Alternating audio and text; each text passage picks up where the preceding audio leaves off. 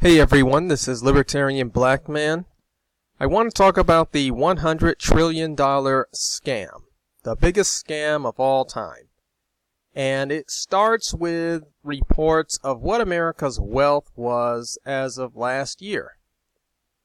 So I saw headlines like this put out by reputable, established news, business news, as well as mainstream news organizations, where it says America's wealth surpasses $100 trillion. This came out back in 2018. The Wall Street Journal published it. It was published by Bloomberg, another business publication. U.S. household wealth hit record $106.9 trillion in 2018. This was also relayed by MarketWatch, another reputable business publication, $100 trillion of wealth for households in America. And Reuters, which is a more of a general news organization, but putting out the same information, $100 trillion of household wealth for America in 2018. This is unbelievable, if in fact it were true. In fact, what is unbelievable is that this is what people believe our wealth as a nation is. U.S. News and World Report, another mainstream news organization, putting out the same numbers, $100 trillion of U.S. household net worth. You would think that, hey, everyone is saying this. The business news organizations and the mainstream news organizations have done some assessment of American wealth and came out to $100 trillion. Here's the dirty little secret. $100 trillion does not actually exist in our economy. Not even close. If you look at how much physical money exists, you're going to be astonished at how low the number is compared to this appraised $100 trillion figure. So it starts by knowing what the monetary base is. Most people don't have a clue. So Investopedia is very good at giving us information about subjects in economics, terminology, in money and market conversations. The monetary base, according to Investopedia, is the total amount of money, of currency, that is either in general circulation or in the hands of the public, or in commercial bank deposits held at the central bank's reserve. So it's a measure of the money supply, and it typically only includes the most liquid currencies, also known as the money base. What that means is the amount of coins, paper bills that are in the hands of the public, in their wallets, in their households, in their checking accounts, as well as those in the savings accounts of banks who have put their savings at the central bank accounts. So, for example, country Z has 600 million currency units circulating in the public, and its central bank has 10 billion of them in reserve, because central banks will often send their money to the commercial banks will often send their money to the central bank in order to avoid holding it themselves, because it costs money to store money. So central banks act as the storage location for the deposits of central banks that people have deposited into them. So in this example, the monetary base will be 10.6 billion currency units, 600 million in the hands of the public, 10 billion in the bank. Now if you look at the bottom, I have something circled here, and that is what the U.S. monetary base was in 2016. $3.9 trillion. That's it. That is all the money in terms of the physical coins and paper bills that exist in all the accounts at all the banks, at the central bank, in everybody's household, in everyone's wallet.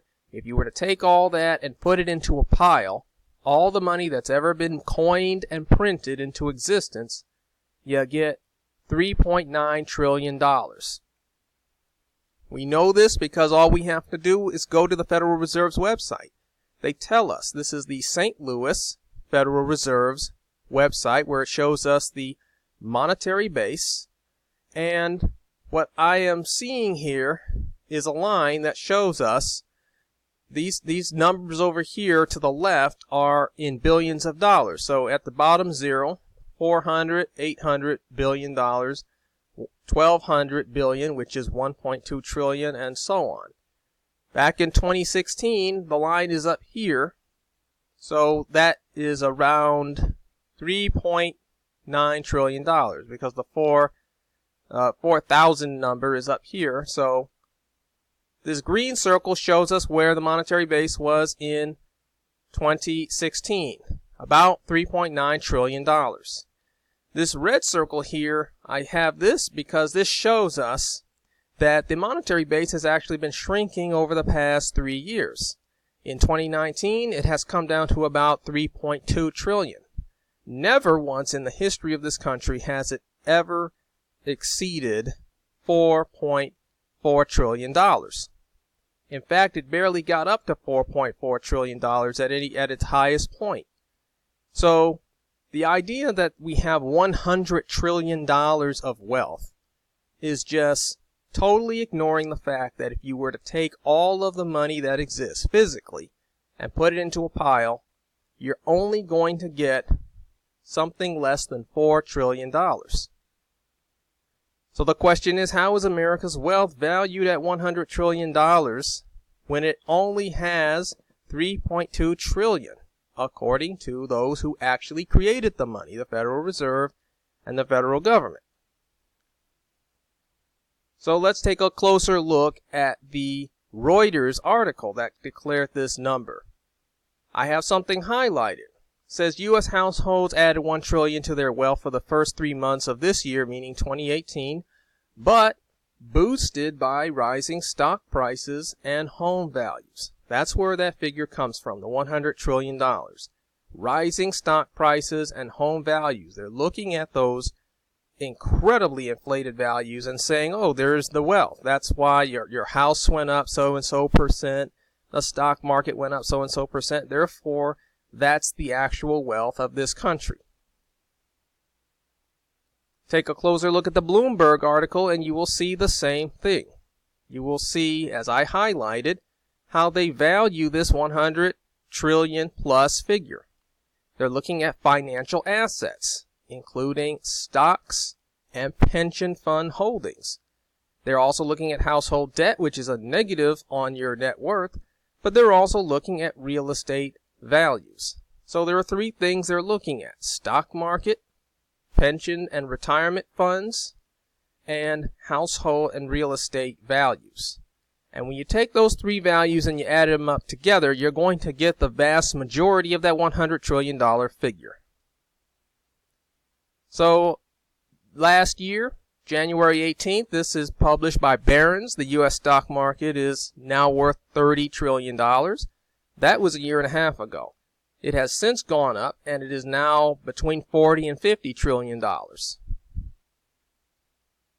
Last year, this came out, or earlier this year it came out, that the U.S. housing market was worth $33.3 trillion. And at the same time, U.S. retirement assets, if you look at all the annuities, the defined contribution plans by the private sector and by government, as well as IRAs, if you add up all the different retirement plans, the value is $28 trillion. So if you add the stock market value, the real estate values, and the retirement accounts values, they all come out to about $91.3 trillion, and that was a figure from last year. In fact, it is much higher now because all of those things have gone up in value according to the appraisals. The remaining 10 plus trillion dollars was found in alternative assets, personal possessions, precious metals, cryptocurrencies, derivatives, other things that weren't listed. Everything is not in stocks, real estate, and retirement accounts, but for the most part, they are. So we're looking at grossly inflated assets, and that's where the $100 trillion figure comes from. And why are they grossly inflated?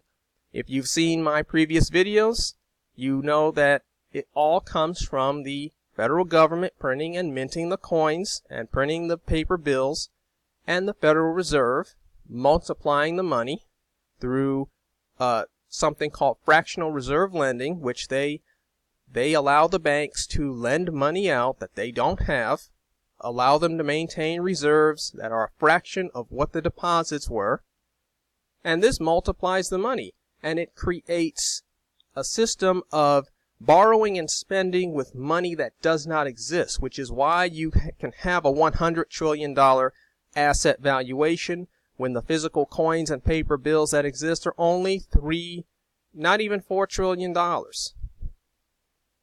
So we have American assets that have been appraised at over 30 times the amount of money available to support them. Again, take the physical coins and paper bills that have been created by our government, put it into a pile, you're going to have less than $4 trillion. So if everyone who were to sell everything that they owned, all the stocks, all the real estate, pull money out of their retirement accounts, they're not going to get anywhere close to $100 trillion. They're only going to get about $4 trillion at the max. So if we were to put this another way,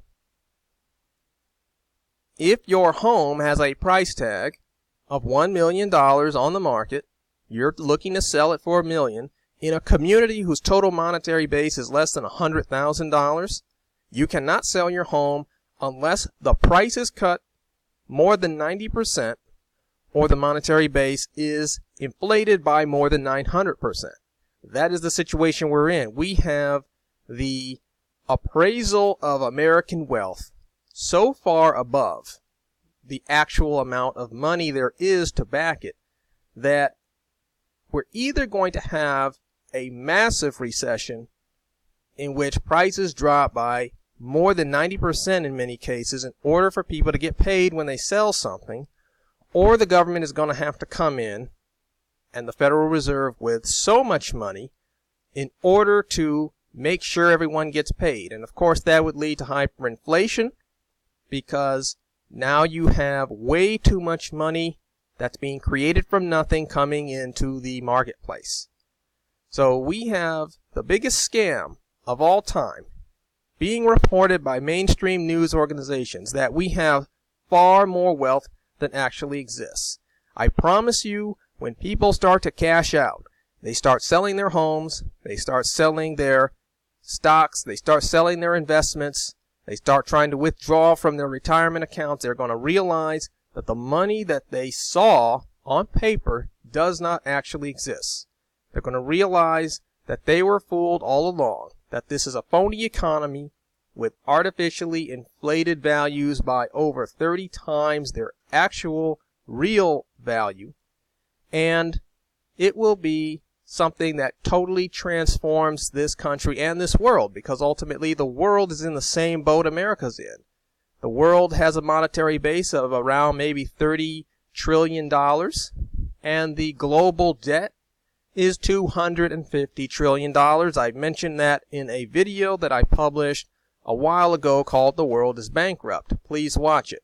That's the title of the video, The World is Bankrupt. Please watch it. I talk about how, in fact, we have far less money to pay off all the debt that's been accumulated. So here's some helpful advice for those who don't want to be confused and deceived by the media.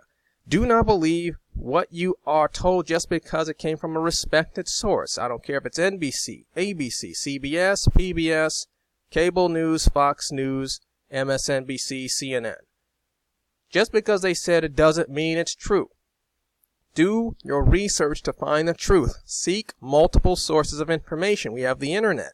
We have access to more sources of information than we can ever hope to know. Please believe only what makes the most sense, because the truth is there's a lot of deception out there. Just because it's Barron's or Wall Street Journal, Financial Times, Reuters doesn't mean it's right. And it doesn't even necessarily mean they're lying. They could just be confused themselves. But please do your homework. Do not believe what you are told just because someone reputable told you. Thanks for watching. Please subscribe to the YouTube channel. We'll see you